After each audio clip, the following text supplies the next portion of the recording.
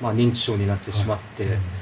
意識もなくて、生きてる価値があるかどうかと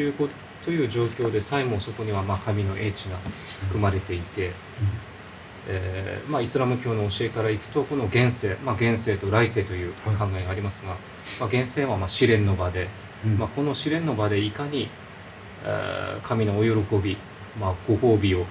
得られる行為を努力してするかどうかで、来世において永遠の来世において成功できるかどうかが決まってくると信じていますけれども、その中で、自分の親孝行、一般的に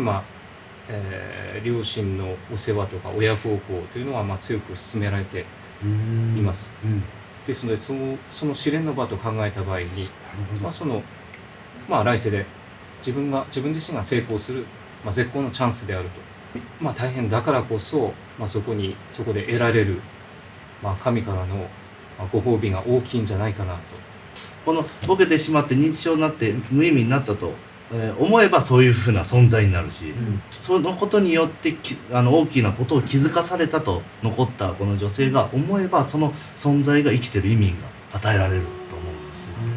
それはこちらの持ち次第で、考え方次第で、お父さんの存在が意味があるものになってくるんじゃないかなと思うんですね、私は。ですごく気づかされることや学ぶことが多いと思います。だから思うようにならないのが人生ですし、そういうことを学ぶことも大事でしょうし、認知症といって意識がある人間がもう同じく認知症のようなもののように生きてる人だっているわけです。昨日のことばっかり考えて明日のこと考えて今は生きてない人もいるでしょうし、その認知症が悪いっていうこと自体が、私はその啓蒙主義の流れというか理性主義の流れだと思って、つまり人間がものを知ることができるということが価値のある人間であって、ものを知れなくなるということが悪いというような価値観の中にある感覚だと思うんですよね。でそのキリスト教的に考えた時に、ここに書いてある通りなんですが、人が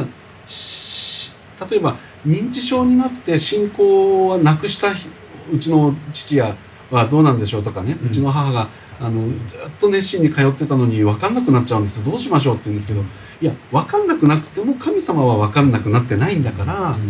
ていうようなことをいつも言うんですね。つまりこの人が知る知らないは別として、もうすでに神様から知られているそういう存在の命であるっていうことを大事にして差し上げたらいかがですかっていうことをよく言うんですけれども、知ることと価値を一緒にしてしまうんですけど、そうではないっていうところに思いを持っていくと、また違う側面で見れるんじゃないのかなと